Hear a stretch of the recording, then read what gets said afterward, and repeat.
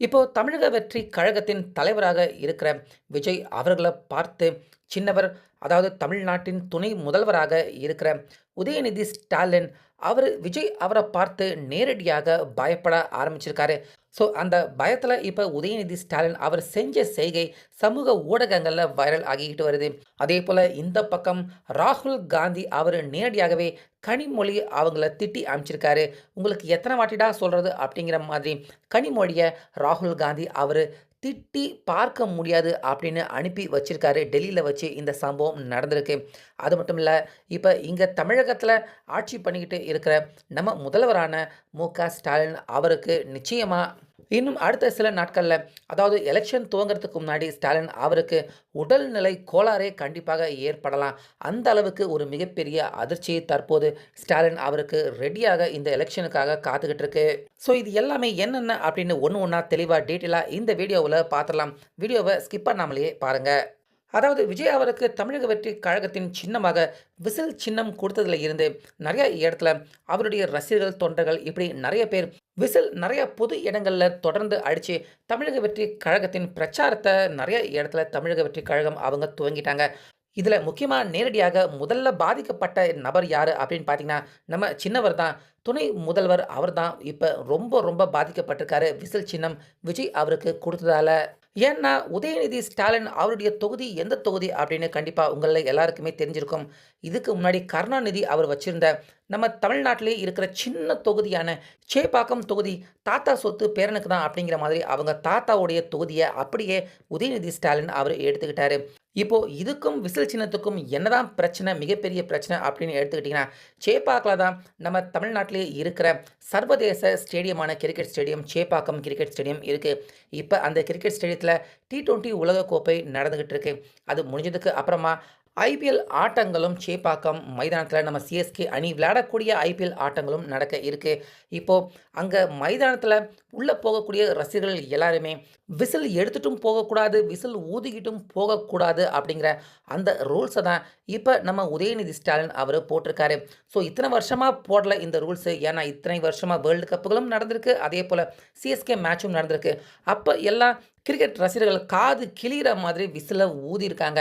அப்பல்லாம் தடை போடாத நம்ம உதயநிதி ஸ்டாலின் அவர்கள், இப்ப மட்டும் எதுக்குடா திடீர்னு விசில் ஊதுறதுக்கு அவரு சேப்பாக்கம் மைதானத்துக்கு உள்ள யாருமே விசில் ஊதக்கூடாது அப்படிங்கிற அந்த தடை உத்தரவு போட்டிருக்காங்க அப்படின்னு கேட்டா, அதுக்கு நம்ம துணை முதல்வர் உதயநிதி அவர்கிட்ட சரியான பதில் இல்ல.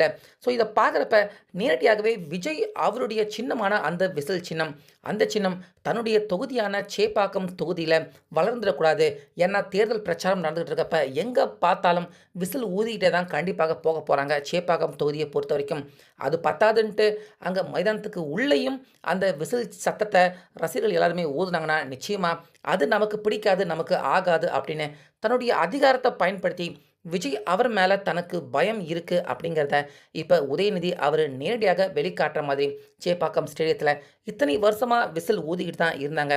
ஆனா இனிமேல் ஊதக்கூடாது, கிரவுண்டுக்கு உள்ள அறவே ஊதக்கூடாது அப்படின்னு அந்த உத்தரவை நம்ம துணை முதல்வர் பார்த்தீங்கன்னா, விஜய் அவர பார்த்து பயத்துல இந்த உத்தரவை இப்ப போட்டிருக்காரு. ஸோ இது பத்தாது அப்படின்ட்டு இன்னும் கூட்டணி தேர்தல் எல்லாமே நெருங்கிட்டு இருக்கு. இன்னும் கூட்டணி பேச்சுவார்த்தை மட்டுமே நடத்திக்கிட்டு தான் இருக்காங்க. நடத்திக்கிட்டே தான் இருக்காங்க.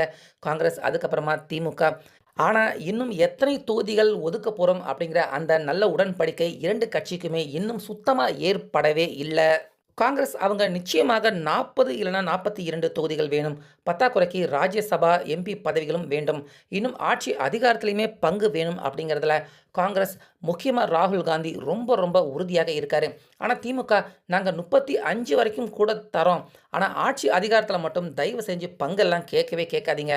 அது எங்க ரூல்ஸ்லயே கிடையாதுங்க அப்படின்னு திமுக அவங்க திட்டவட்டமா சொன்னதால தொடர்ந்து இந்த கூட்டணிக்கான முடிவு எட்டப்படாம இழுபறியாகவே தான் போயிட்டு இருக்கு. ஸோ இதனால திமுக அவங்க, விடுதலை சிறுத்தை கட்சி, முஸ்லீம் லீக் கட்சி, இன்னும் தேமுதிக அவங்க கூட உள்ள வரதா சொல்லிட்டு இருக்காங்க. அவங்களுக்குமே கூட இன்னும் தொகுதி எத்தனை ஒதுக்கலாம், காங்கிரஸ் இருக்காங்களா போறாங்களா அப்படிங்கிற அந்த இறுதி முடிவை திமுக அவங்க இதுவரைக்கும் இன்னும் எட்டப்படாம காலதாமதம் ஆகிக்கிட்டே இருக்கிறதால திமுக அவங்களுமே இன்னும் எலெக்ஷன் வேலையை அதிகாரப்பூர்வமாக துவங்க முடியாம ஒரு மாதிரியான சிக்கலான நிலைமையில தான் திமுக அவங்களும் இருக்காங்க. ஸோ, இதனால ஏற்கனவே கனிமொழி அவங்க டெல்லிக்கு போய் ராகுல் காந்தி அவர்கிட்ட கூட்டணிக்கான பேச்சுவார்த்தைய நடத்த போயிருந்தாங்க. நம்ம எல்லாருமே கூட பார்த்துருந்தோம். போன வாரத்தில போயிருந்தாங்க. இப்ப இந்த வாரத்தில திரும்பவும் பார்த்தீங்கன்னா, கனிமொழி அவங்க ரகசியமா டெல்லி பயணம் பண்ணியிருக்காங்க. ஸோ, எதுக்கு அப்டின்னா, கூட்டணிக்காக பேசுறதுக்காக தான் திரும்பவும் ராகுல் காந்தி அவர்கிட்ட போய் கூட்டணி பேச்சுவார்த்தைய அதாவது அதிகபட்சம் 40 வேணா தரோம். ஆனா ஆட்சி அதிகாரம் எதுலயுமே பங்கு கேட்காதீங்க அப்படின்னு திரும்பவும் கனிமொழி அவங்க போய் ராகுல் காந்தி அவர்கிட்ட பேச தான் போயிருக்காங்க. ஆனா ராகுல் காந்தி கனிமொழி அவங்கள பார்க்கவும் தவிர்த்துட்டாரு. அவங்க கிட்ட பேசுறதையும் தவிர்த்துட்டாரு. எங்களுடைய குழு இருக்காங்க. அவங்க கிட்ட பேசிக்கங்க. என்கிட்ட தொடர்ந்து வந்து இந்த விஷயத்தெல்லாம் பேசாதீங்க. நான் என்னுடைய முடிவ ஒரேடியாக அதிரடியாக சொல்லிட்டேன். எங்களுக்கு 42 தொகுதி வரைக்கும் வேணும். ராஜ்யசபா எம்பிக்களும் வேணும். ஆட்சி அதிகாரத்திலயும் பங்கு வேணும். இது எல்லாத்துக்கும் ஒத்துக்கிறீங்களா? சொல்லுங்க. அடுத்த கட்ட பேச்சுவார்த்தைய தாராளமா நடத்தலாம். அப்படி இல்லைன்னா, கடைய சாத்திட்டு கிளம்புங்க. நாங்க இருக்கவே இருக்கு. விஜய் அவருடைய தமிழக வெற்றி கழகத்துக்கு போய் இணைஞ்சுக்கிறோம் அப்படின்னு இப்ப ராகுல் காந்தி அதிரடியாக திரும்பவும் கனிமொழி அவங்க டெல்லிக்கு போயிருக்காங்க. ராகுல் காந்தி அவர்கிட்ட 2ஆம் கட்ட பேச்சுவார்த்தைய ரகசியமா நடத்த போயிருக்காங்க. ஆனா, ராகுல் காந்தி ஒரேடியாக கனிமொழி அவங்கள பார்க்கறத தவிர்த்துட்டாரு. அதேபோல எங்க குழு இருக்காங்க. அவங்ககிட்ட பேசிக்கங்க. சும்மா சும்மா இதே விஷயத்த என்கிட்ட எடுத்துக்கிட்டு வராதீங்க அப்படின்னு நேரடியாக இப்ப கனிமொழி அவங்க கிட்ட சொன்ன இந்த பதிலால இப்ப நம்ம முதலமைச்சர் மு.க. ஸ்டாலின் பயங்கரமான அப்செட்டு ரொம்ப பெரிய அதிர்ச்சியில அவர் இருக்காரு. ஏன்னா, காங்கிரஸ் வெளிய போயிட்டாங்கன்னா, திமுக அட்லீஸ்ட் அவங்களால டெபாசிட்ட கூட வாங்க முடியாது பல தொகுதிகள்ல. இதனால இப்ப இன்னும் திமுக, காங்கிரஸ் அவங்களுடைய கூட்டணியையும் உறுதி பண்ண முடியாம, இந்த கூட்டணிய உறுதி பண்ண முடியாம இருக்கிறதால, அடுத்த கட்டமா இந்த பக்கம் தேமுதிக அவங்களுக்கும் இறுதி முடிவு சொல்ல முடியல. விடுதலை சிறுத்தை கட்சிகள், அதேபோல முஸ்லீம் லீக் கட்சிகள் அவங்க கூட இரட்டை இலக்குல தான் நம்பர் கேட்டுக்கிட்டு இருக்காங்க. விடுதலை சிறுத்தை அவங்களும் இரட்டை இலக்குல கேட்கறாங்க. உள்ள வந்தாங்கன்னா தேமுதிக அவங்களும் இரட்டை இலக்குல தான் கேட்பாங்க. இப்படி கூட்டணி கட்சி இவங்க யார்கிட்டயுமே இன்னும் சரியான உடன்படிக்கை ஏற்பட முடியாம, ரொம்ப பெரிய அளவுல மன அழுத்தத்திலயும் இந்த எலெக்ஷன்ல என்னடா பண்ண போறோம்? டெபாசிட் கூட வாங்க முடியாது. 3வது இடத்துக்கு நம்ம தள்ளப்படுவோமோ அப்படிங்கிற அந்த அவலமான நிலைமைக்கும், மோசமான நிலைமைக்கும் தான் தற்போது திமுக தள்ளப்பட்டிருக்காங்க.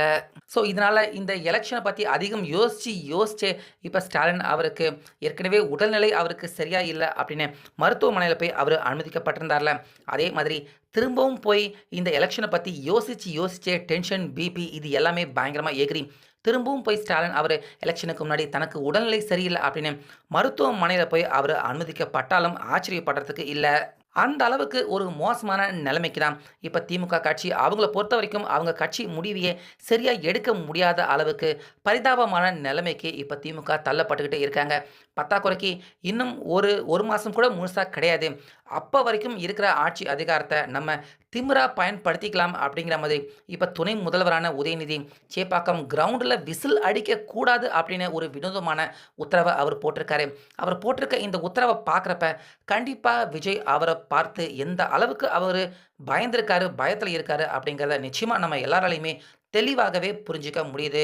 அதேபோல திமுக, காங்கிரஸ் 2 பேருடைய கூட்டணி இன்னும் உறுதி செய்யப்படாம இருக்கிறதால, நிச்சயமாக எந்த நேரத்துல வேணாலும் காங்கிரஸ் அவங்க விஜய் அவருடைய கட்சிக்கு வந்து இணையலாம். அதற்கான வாய்ப்பு இன்னும் இருக்கு. கதவுகள் மூடப்படல அப்படிங்கிறது தான் அரசியல் விமர்சகர்கள் அவங்களுடைய முக்கியமான கருத்தாக இன்னும் கூட இருக்கு.